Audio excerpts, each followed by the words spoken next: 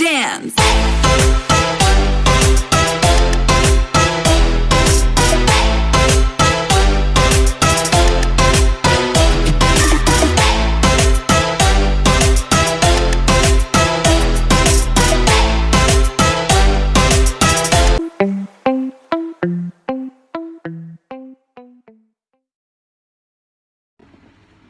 Assalamualaikum warahmatullahi wabarakatuh. Kami dari kelompok 2 akan menjelaskan tentang pengembangan perangkat pembelajaran IPA untuk meningkatkan kemampuan berpikir tingkat tinggi dan penalaran ilmiah siswa. Sebelumnya, perkenalkan, nama saya Lailatul Nikmah, NIM 2011011000007, akan menjelaskan bagian pertama. Di bagian pertama ini ada karakteristik pembelajaran IPA. Karakteristik pembelajaran IPA memiliki 2 poin. Yang pertama, pembelajaran IPA sebagai suatu produk hasil kerja ilmuwan, dan yang kedua, pembelajaran IPA sebagai suatu proses ilmuwan bekerja agar menghasilkan ilmu pengetahuan. Untuk yang pertama, menjelaskan bahwa proses pembelajaran yang dilakukan dengan memberikan kepada siswa tentang konsep, hukum, teori, dan fakta tentang ilmu pengetahuan alam tanpa memberikan kesempatan kepada siswa untuk mendapatkan dan mengonstruksi konsep sendiri. Maksudnya, siswa atau peserta didik masih bergantung pada pembimbing untuk memberikan konsep, teori, materi, tanpa memberikan kesempatan peserta didik untuk mandiri. Untuk poin kedua, menjelaskan tentang proses pembelajaran yang menempatkan siswa sebagai seseorang yang mencari, mengolah, dan menemukan sendiri bagaimana ilmu pengetahuan itu dihasilkan. Maksudnya, siswa atau peserta didik dituntut untuk mandiri dan tidak bergantung pada pembimbing. Sekian dari saya. Terima kasih. Wassalamualaikum warahmatullahi wabarakatuh. Assalamualaikum warahmatullahi wabarakatuh. Saya Hilyatun Nadia Khairunisa, NIM 2021011000013. Baik, di sini saya akan menjelaskan tentang proses pembelajaran. Proses pembelajaran dalam IPA itu ada 3 poin. Yang pertama, pembelajaran di dalam kelas. Pembelajaran ini tergantung dari rancangan pembelajaran untuk mengaktifkan penalaran ilmiah siswa. Kedua, pembelajaran berbasis eksperimen. Pembelajaran berbasis eksperimen, pembelajaran dilakukan di laboratorium, merupakan salah satu cara yang dapat dilakukan siswa untuk melatih penalaran ilmiah siswa. Yang ketiga, yaitu berpikir tingkat tinggi.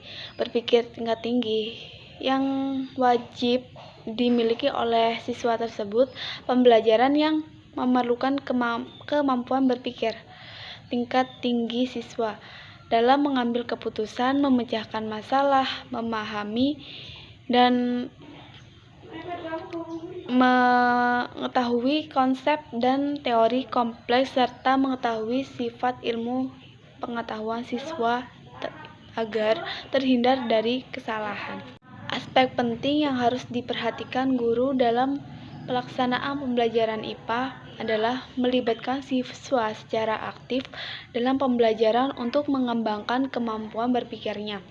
Pembelajaran IPA dimulai dengan memperhatikan konsep atau pengetahuan awal siswa yang relevan dengan apa yang akan dipelajari. Selanjutnya, aktivitas pembelajaran dirancang melalui berbagai kegiatan nyata dan dapat dilakukan di alam. Kegiatan pengalaman nyata dan alam ini dapat dilakukan di kelas atau laboratorium dengan alat bantu pembelajaran maupun dilakukan langsung di dalam alam terbuka. Saya Faidatul Mila dengan nomor NIM 2051011000009. Di sini saya akan melanjutkan presentasi dari Saudara Hilya. Saya akan menerangkan tentang metode penerapan pembelajaran.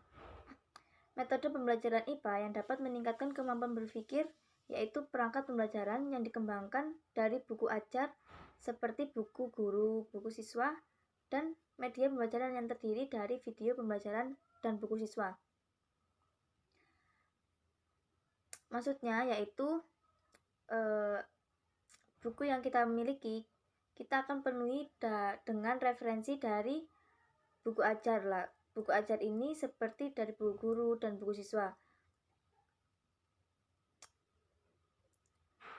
Dan yang selanjutnya ada juga metode kelas eksperimen.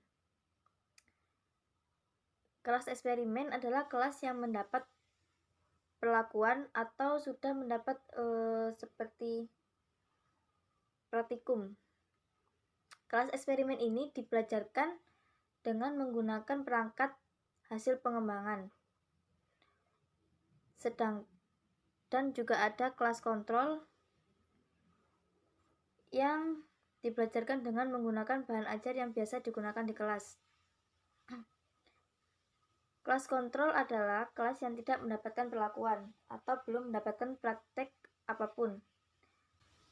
Sekian dari saya. Wassalamualaikum warahmatullahi wabarakatuh. Selanjutnya akan dilanjutkan oleh Saudara Diki. Ya, Ahmad Fajar Dwi Sodikin, NIM 205101100011, akan melanjutkan materi dari Faidatul Mila, meningkatkan kemampuan berpikir tingkat tinggi, strategi pembelajaran inquiry, yang mempelajarinya menghubungkan teori dan praktik, dan juga menghubungkan pengetahuan awal siswa tentang konsep-konsep dan ide-ide yang dipelajari. Strategi belajar inquiry juga mampu mengaktifkan siswa secara kemampuan fisik maupun mental.